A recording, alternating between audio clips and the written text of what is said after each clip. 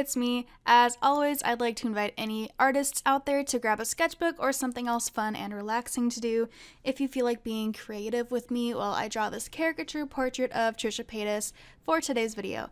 Feel free to follow me on Instagram or Twitter at paintandsipyt and share what you made with me, as I love sharing your artwork at the end of my videos. Just yesterday, on Monday, August 9th, BuzzFeed finally came out with an article about Trisha Paytas, or the article about Trisha Paytas that Trisha had begged the author of the article not to publish, and it was published yesterday, and I'll get more into that soon. But as we draw, I will be giving some background context as to why this article is so important and why Trisha absolutely did not want it to be ultimately published. Then I'll go into the contents of the article, what it was about, and some key points of the article that I want to further focus on. Specifically, we will be discussing the parts about Gabby Hanna and the more meta drama with the actual journalist, author of the article that stemmed from the article being written and published in the first place. But first, let me quickly remind you about my Etsy store and my Patreon, where I make lots of animal and pet-themed artwork, including custom hand-painted commissions on Etsy, and monthly collectible stickers and downloadable coloring pages on my Patreon. All of this will be linked in the description, as always, if you would like to support my artwork even further. But of course, just being here and watching this video is a ton of support in itself, so thank you for being here. So let's continue with the Trisha Paytas BuzzFeed article drama. So to give a quick recap of the events that led us to this point, back in June, BuzzFeed published an article about Gabby Hanna, in which the journalist visited Gabby in her home and gave an interview about her past controversies, which is what Gabby's article was ultimately about.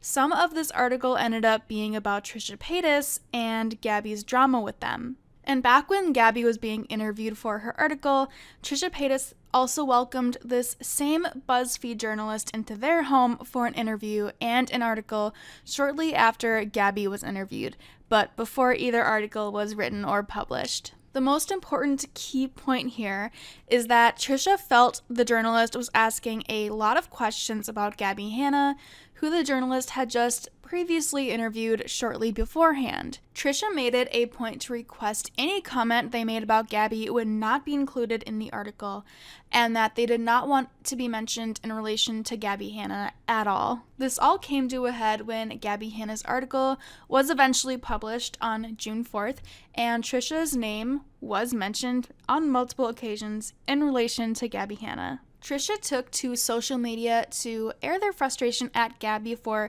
blaming her downfalls on Trisha, among others, and at the journalist for mentioning Trisha in the article about Gabby after they specifically requested they don't want to be associated with Gabby whatsoever.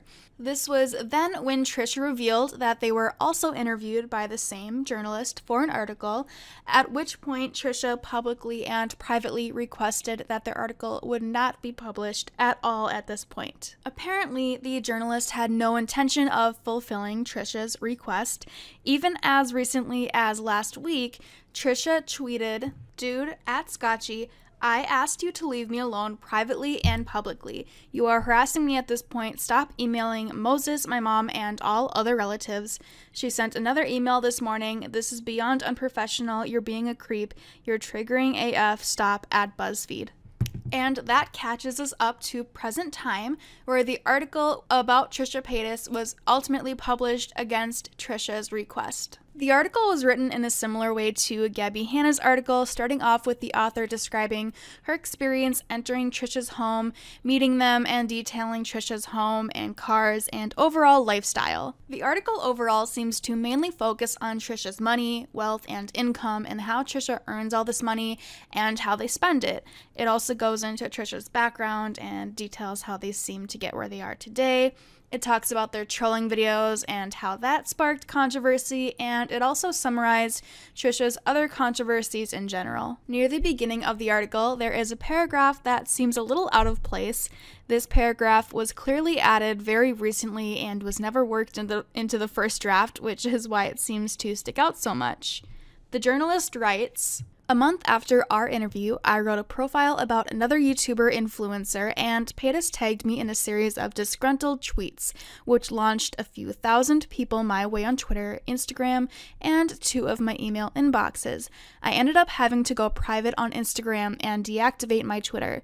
It's been more than a month and I'm still managing the fallout. Not long after, they also torpedoed themselves from their Frenemies podcast, one of their most successful projects, over a squabble with Klein. And so yet again, Paytas seems to be back, or they started, a semi-ironic entertainer facing an audience that doesn't know if they're supposed to laugh at Paytas or with them. Soon following this paragraph, the article dives into Trisha's drama with other YouTubers, mentioning Jason Nash, David Dobrik, Jeffree Star, and Shane Dawson, among others, which all came with a brief couple-word summary of what happened between them. Gabby Hanna was also brought up here, but instead of a short summary of their drama, the article says, in parentheses, Paytas declined to comment on anything having to do with her. I feel like Gabby's name could have easily been left out of this paragraph, especially since she could have been grouped in with the among others that was written into this part of the article. So now it's obvious Gabby Hanna's name was published in this BuzzFeed article that Trisha explicitly said they don't want Gabby's name mentioned in at all, and then requested the entire article not be published. Both requests were obviously denied, as we learn in this paragraph.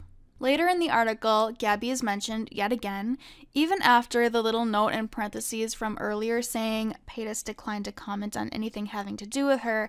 The article reads, I wrote a profile of one of Paytas' nemesis, Gabby Hanna. Hanna and Paytas had been in a fight for years, stemming from a rumor that Paytas believed Hanna started. Hanna came up in the course of our conversation, but Paytas asked that I keep those comments off the record in both this profile and the one I wrote about Hanna, in parentheses, I did. Ultimately, Paytas didn't want their name to be mentioned anywhere near Hanna's. An impossible request. A lot of Hanna's online fame is, at this point, tied up with her fights with Paytas. Paytas tweeted cropped portions of her emails that made it seem like I had agreed to keep them entirely out of this article, which I had not. I feel like this paragraph is irrelevant to the article and is just here to spark some more drama and or could have to do with like the journalist's ego or something. It kind of feels like, hey, in this article about Trisha, here's something that happened to me, and here's my experience, and I'm currently doing exactly what Trisha asked me not to do in this article. That's just meant to be about Trisha's life and experience as an online entertainer.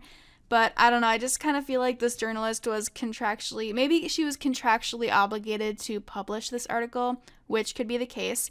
But why not just leave Gabby's name out of it like Trisha requested if you aren't able to respect the request to trash the entire article altogether? And when it says it's an impossible request not to mention Trisha anywhere near Gabby, no, it's not. It's just simply not.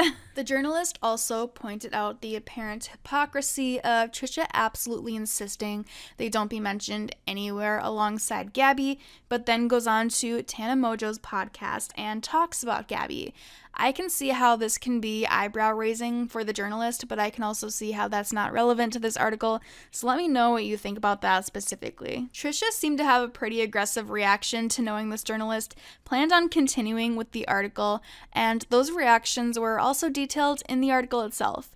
This journalist claims that Trisha's online reactions caused her to get doxing threats, suggestions that she commits be fired, racist jabs, etc. The article then details Trisha's attack on the journalist personally on their solo podcast episode Enemies Episode 3, where Trisha calls the journalist, quote, a conniving little snake rat face, you disgusting little rat, you should not get to talk to another human being as long as you live, you are the bottom of the barrel scum pig of the universe. I personally think that's disgusting language. And it honestly reminds me about how Hair by Jay spoke to and about Trisha back when that made Trisha cry understandably and was really affecting them emotionally. But what Trisha said here is incredibly mean and uncalled for, and I personally do not think what this journalist did by publishing this article warrants that type of targeted reaction whatsoever. Trisha's audience on Twitter seems to have similar mixed reactions to mine,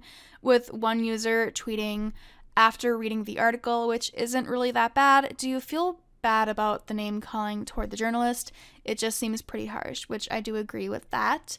And some of the other more extreme reactions come from people saying things like BuzzFeed is trash, which is in support of Trisha, obviously, and others saying that the way Trisha trashed the journalist for, quote, daring to breathe Gabby's name is disgusting. But overall, it does seem that Twitter is mostly siding with the BuzzFeed journalist at this point. But what do you think? So those are my thoughts and a summary about the article that BuzzFeed posted about Trisha Paytas. Please let me know what you think in the comments. If you've made some artwork with me, as always, I would love to see it by tagging me on Instagram or Twitter at paintandsipyt. And here is some of the artwork that was shared with me from my previous videos. Also, remember to subscribe, follow my socials, and maybe check out my Patreon and Etsy shop if you would like to support my artwork even further. With that, I hope you enjoyed hanging out and maybe making some artwork with me, or just hanging out and listening. Thank you so much for watching, and stay creative. See you next time.